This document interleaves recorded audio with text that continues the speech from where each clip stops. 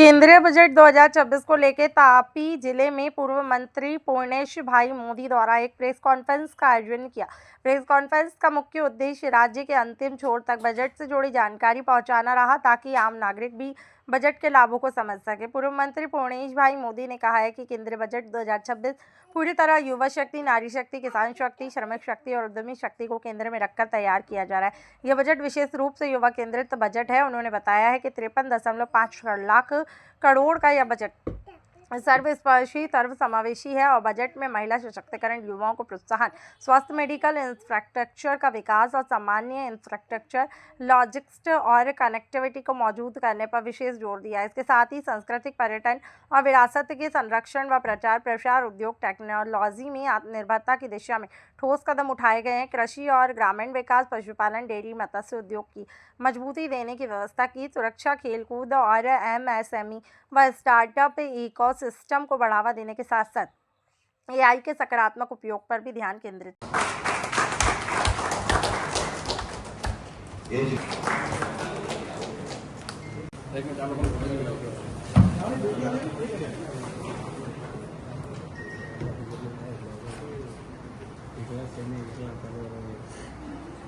सूरतना धारासभ्य श्री पूर्णेशभाई मोदी साहेब, तापी जिला भारतीय जनता पार्टी प्रमुख श्री सूरजभाई वसावा साहेब, गुजरात प्रदेश भारतीय जनता આ MSMEની જાહેરાતના કારણે ખૂબ મોટો ફાયદો થવાનો છે।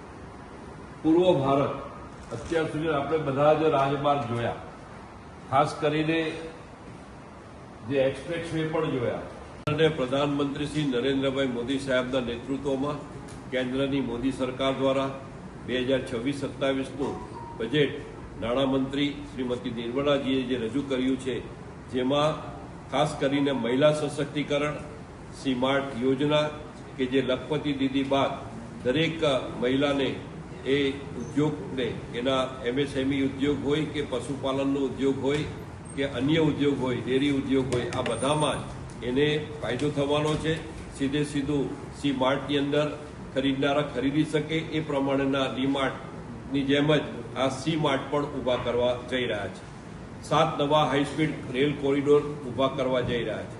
25 કરોડ લોકોને આપણે ગરીબી રેખામાંથી બહાર કાઢી શક્યા છે, ત્યારે આ વર્ષે 3 કેમિકલ પાર્ક નિર્માણ, 4 રાજ્યોમાં ખનીજ કોરિડોર, શિક્ષણની અંદર રોજગાર આપવા માટે હાઈ લેવલ કમિટી, 10,000 કરોડના બાયોફાર્મ હબ, 40,000 કરોડના ઇલેક્ટ્રોનિક સ્કીમ, MSMEમાં 10,000 કરોડનું રોકાણ, મહાત્મા ગાંધી સ્વરાજ યોજના જાહેરાત, સેમી કન્ડક્ટરમાં 40,000 કરોડની ફાળવણી, યોગની જેમ આયુર્વેદને પણ વૈશ્વિક ઓળખ મળે માટે મેડિકલ ટુરિઝમમાં 1,50,000 કેરટેકરની ભરતી, Delhi Varanasi high speed railway corridor, ટુરિઝમમાં 20 પર્યટન સ્થળ પર લગભગ 10,000 ગાઈડોને ટ્રેનિંગ, નાના ખેડૂતોની આવક વધારવા માટે પર જોર, ડેરી સંગઠનને પ્રોત્સાહન, પશુપાલનને પ્રોત્સાહિત કરવા, આત્મનિર્ભર ભારત નિધિ માટે 2,000 કરોડની ફાળવણી, 7 લાખ કરોડનું રોકાણ ટ્રેડથી MSME, રમતગમત ક્ષેત્રની અંદર 10 વર્ષમાં ખેલો ઇન્ડિયા લોન્ચિંગ કાર્યક્રમ,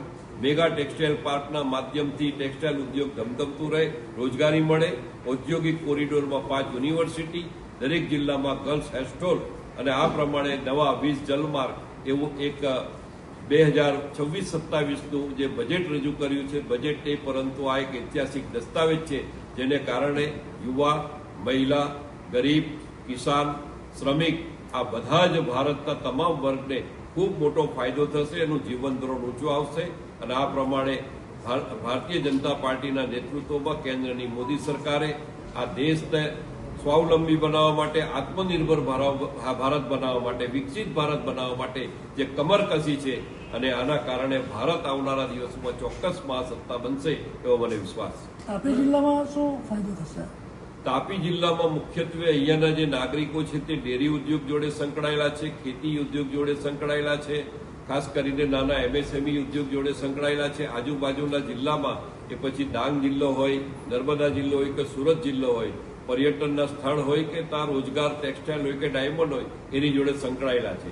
તો ત્યારે પશુપાલનની અંદર પ્રોત્સાહિત કરવા માટેની જોગવાઈ છે, ખેડૂતોની આવક ડબલ કરવા માટેની જોગવાઈ છે, ડેરી ઉદ્યોગને ખૂબ મોટું પ્રોત્સાહન આ વર્ષે આપવામાં આવ્યું છે।